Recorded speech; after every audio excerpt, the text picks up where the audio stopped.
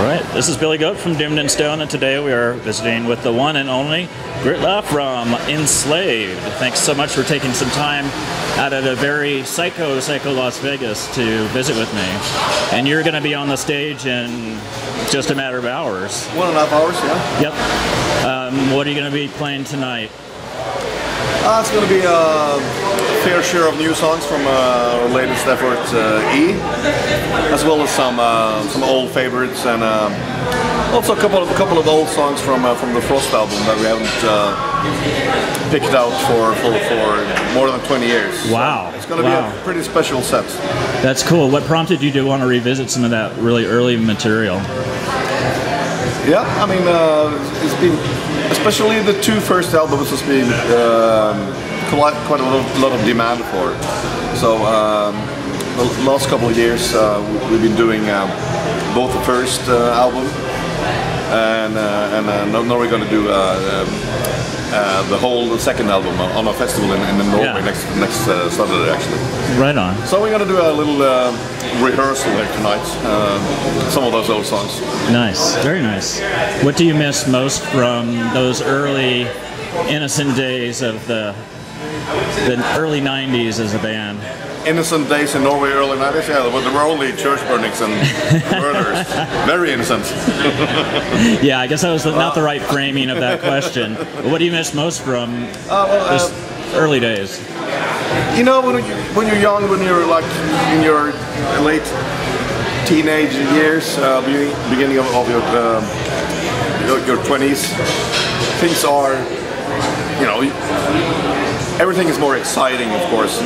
Going abroad, playing your first shows outside Norway, that was of course intense. It was really exciting.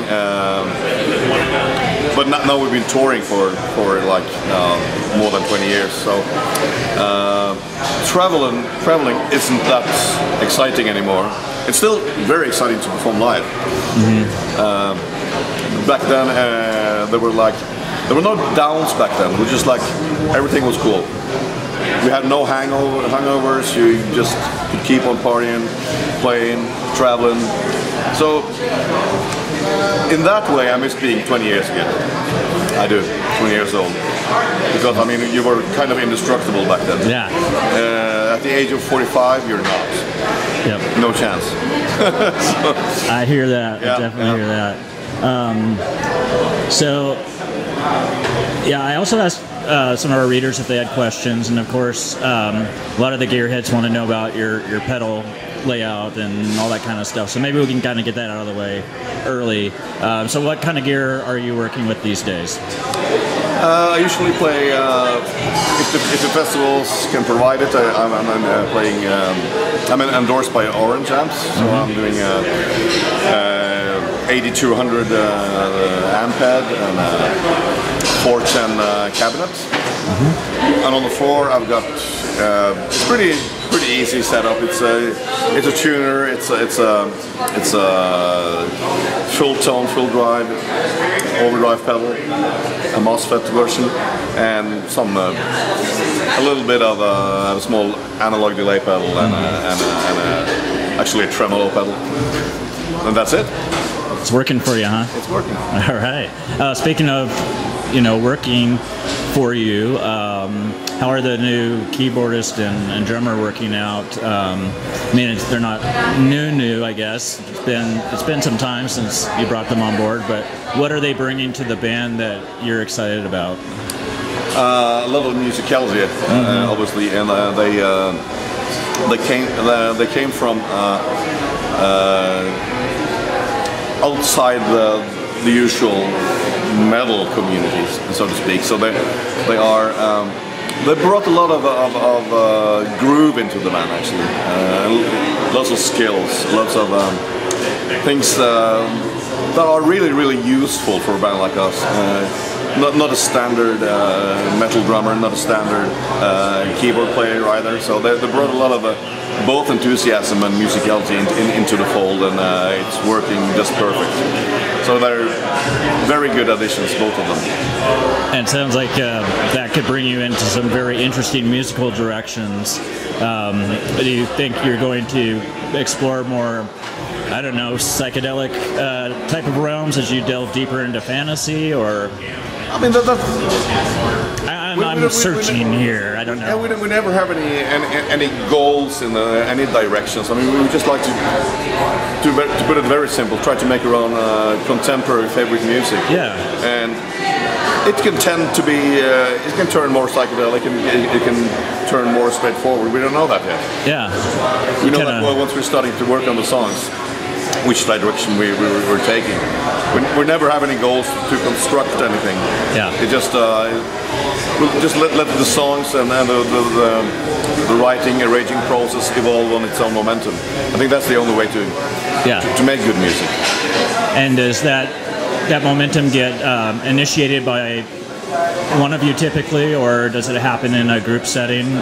Usually happens in the way that Eva will do the riffs. He'll record some demos with programmed drums, and then we'll just take it from there.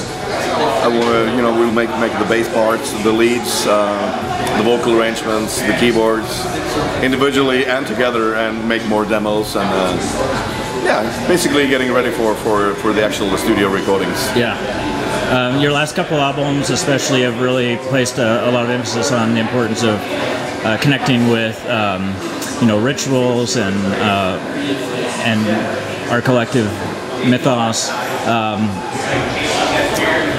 Well, a couple different directions. One was going to be a simple question, like, do you have any type of rituals that you find yourself going through more and more these days than perhaps earlier in life, especially as it might concern preparing your mind for travel or for performance? We actually, on the past releases, we traveled a little back in time, and instead of doing for many albums, we were fascinating by the technology, and we tend to record the album individually, but we kind of felt that something we're missing in those recordings. The band feeling, the band vibe. Everything was a little bit sterile that way. So we, on the recordings of Goate, we went back to the rehearsal place, jamming together, and we ended up recording simultaneously the bass and the drums and the guitars in the studio, and the bass, all the songs on one take, and just eventually go in and edit and do a little overdubs if necessary.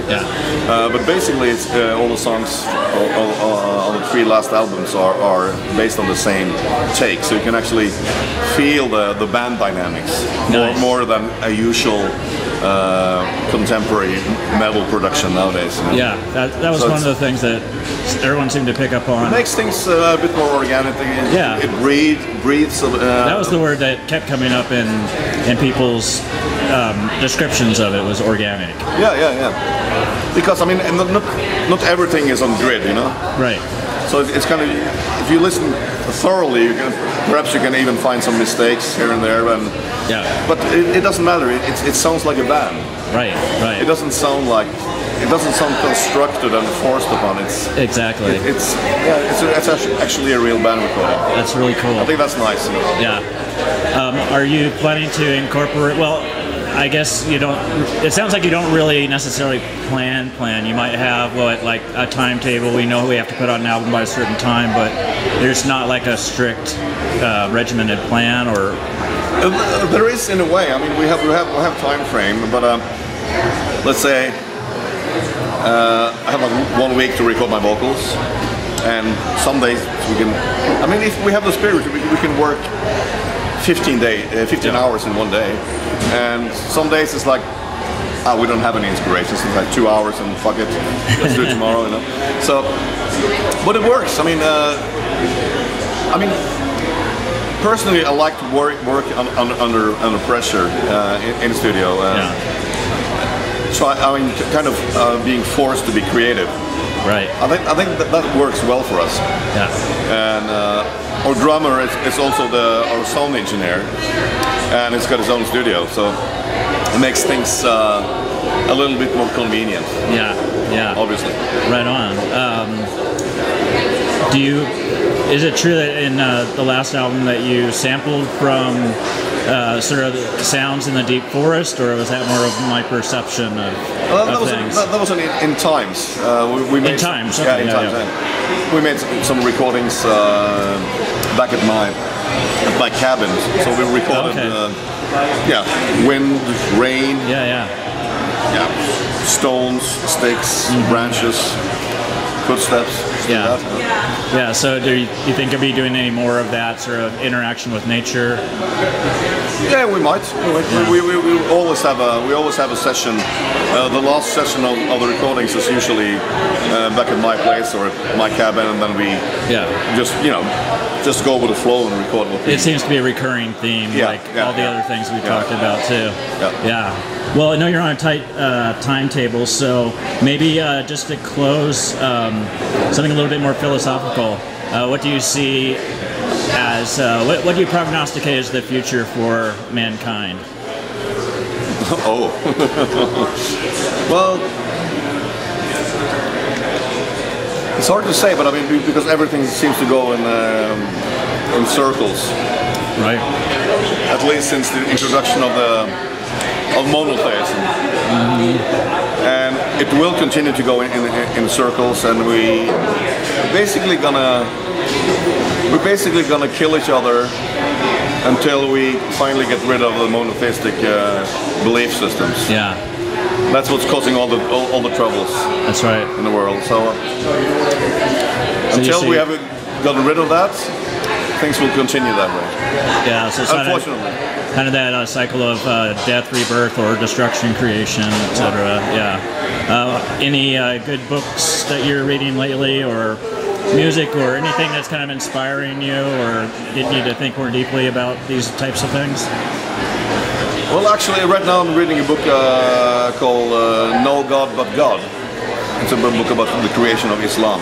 Okay, right on. Pretty interesting. I mean, Islam is also they are also adapted to the old religions that were around in the Middle East at the time of creation, and they share a whole lot of it in common with Christianity and Judaism. And they were all of a more political movement, just like Christianity. Right. And it doesn't differ that much. Yeah. It's just a younger religion. It's the same. It's the same thing, just a different wrapping. Yeah. It's fairly interesting. Yeah. That seems to be an area of continual fascination for you and Ivar and the rest of the band. I don't think I'm going to put any of that in my lyrics. So, it's interesting to know anyway. Yeah, exactly. It's interesting to know things, the origin of things. Right. Well, cool. I wish you luck with your performance tonight, and we're very excited to see where your creative endeavors take you. So, thanks for squeezing in time at Psycho to visit with me. Nice talking to you, man. Cheers. Cheers. All right. That's